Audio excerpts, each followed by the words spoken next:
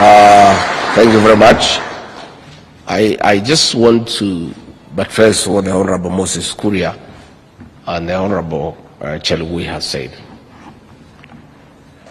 The Ruto administration is so clear, we have such clarity of thought that the way to go is to support and facilitate enterprise. Government cannot be a stumbling block to investment, to manufacturing, to enterprise. President William Ruto has given a policy direction, and shortly I'll be convening a meeting of all our civil servants at the senior levels to give them in black and white the new policy direction. We must bring to an end bureaucracy and red tape in matters investment and entrepreneurship. Officers of government, the public sector, their role will be to support the private sector to enhance, expedite investments in this country. We want less and less government in people's lives and more services to the people of Kenya. And we'll tell our civil servants they'll have to align very quickly with the new administration. Ours is to give service to the drivers of the economy, including you seated here, the manufacturing sector. Ours is to support you, is to reduce bureaucracy, is to enable you work and create wealth and create employment. And officers of government are not going to stand on your way. We are looking at issues of multiple licenses. You go to an office and you cannot tell the original color of the wall because of the number of licenses hanging on the wall. Isn't that the situation? That must come to an end. And we also must make it easy through the online platform. You don't have to go to the county government of Nairobi, I don't know to which office, to look for a license. These are things that we must do very quickly, and we must collapse all these licensing into one that makes sense. Number two, we have told the Kenya Revenue Authority, and I believe, is there a deputy commissioner here from KRA? You are here. Sit down, listen here and listen good. Taxpayers are your dairy cow. Those who have done farming. For a cow to produce milk, you have to be very nice to the cow.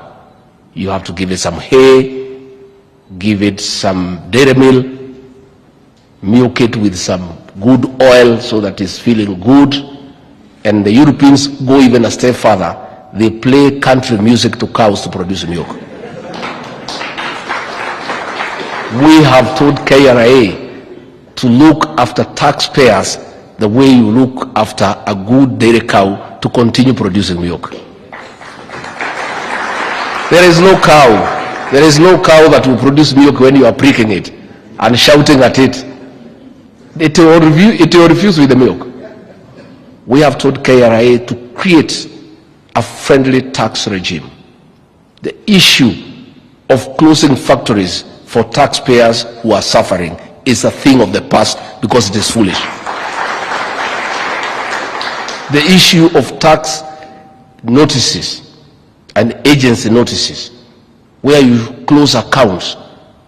If you shut down an account for 6 months, somebody cannot do business. Where will you collect tax the following year for the benefit of the country?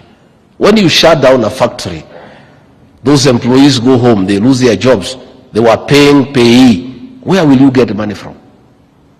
I've repeatedly given the example of African Distillers factory in Thika, owned by Humphrey Kariuki. That factory was paying about 50 million Kenya shillings in terms of tax every month. They sent DCI there, policemen, shut it down, arrested Humphrey Kariuki, a very enterprising Kenyan, an honorable man, a man who has toiled through his life, locked him up for 4 days with ordinary criminals, shut down the factory, and KRA lost 50 million every month.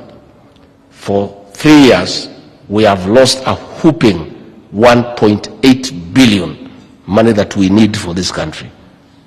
It was a foolish decision, and such things will never happen in the Ruto administration. They will never happen again. Because all any sensible tax collector would have done is to say, look here, you are paying 50 million per month, but in our assessment you need to pay 100. Can we discuss how you pay 100?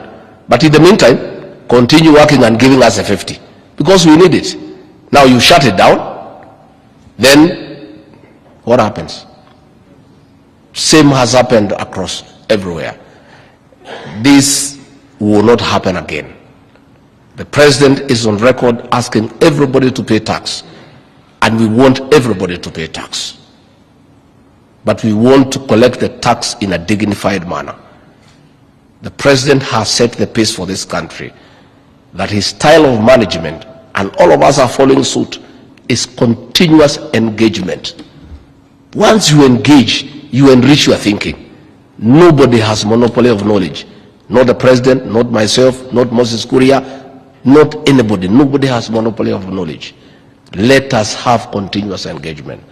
I want to assure you, ladies and gentlemen, what Moses Kuria has started, this continuous engagement, is a new style of managing this country, and will never go wrong. And I'm very happy, at least when I was appointed running mate, the press was all over demonizing me, until I was given an opportunity, 90 minutes with Mala Karoa, and I would have up. Yeah? And for those who thought I never went to school, ask Linus Gitahi, we were together in university. At least I have a witness. We were together at the University of Nairobi. We know one or two things. We don't know much. We are just the average. We know a few things. Others were saying, oh, the government of William Ruto and Rigathi Gachagua is a government of thieves. They'll steal everything from the manufacturers, and the balance they will give to the hustlers. As we are people who know how to create wealth, we have come from scratch and grown through, and we know how important it is to allow Kenyans who are hard working to grow wealth. And that is what President William Ruto and the rest of us will do, to give any hard working Kenyan an opportunity to grow wealth. And Kenyans are enterprising people. And Raju, your chairman, can give testimony. I did some business with him 15 years ago, and it was a good business. You know, I'm an honest man. At least we had a good business, because, you know, people were just talking. And when Linus Gitahi, you talk about time, that this government is keeping time, it's not us, it's the leader. Let me tell you what happens. The problem of Africa and for this country is one of leadership. Once the leader of the nation sets the pace, everybody else is aligned. So if President William Ruto is keeping time, how will his deputy not keep time? How will Moses Kuria not keep time? The president has led by example, and he has told us that in his administration, if he ever hears anybody under him who kept business people waiting for 30 minutes, that is the end of your job. Because you people are entrepreneurs, you are creators of wealth. If you are here 200 people and I keep you here for 30 minutes, what is the loss to the economy? And I'm just one person. Why would one person keep 200 people waiting?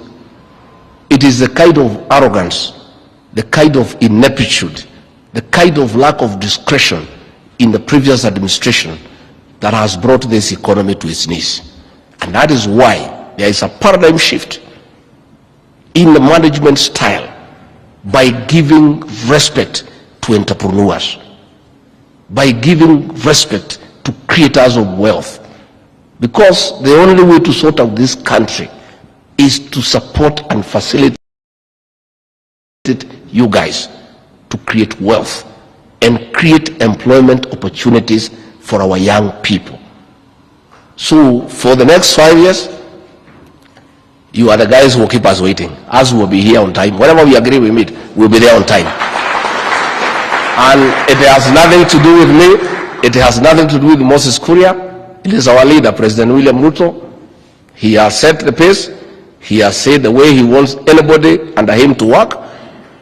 And now us is just to follow. And I can tell you the problems of this country. Let nobody cheat you. That is lack of water. It is corruption.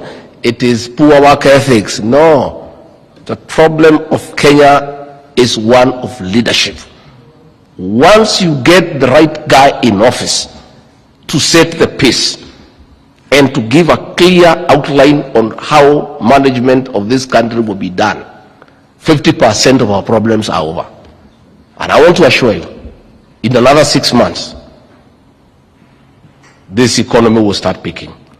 In another 6 months, you people will be happy that officers of government will be your supporters and facilitators. You will be happy to work with the government. You will be very happy to work with the government. Finally, I want to say thank you very much.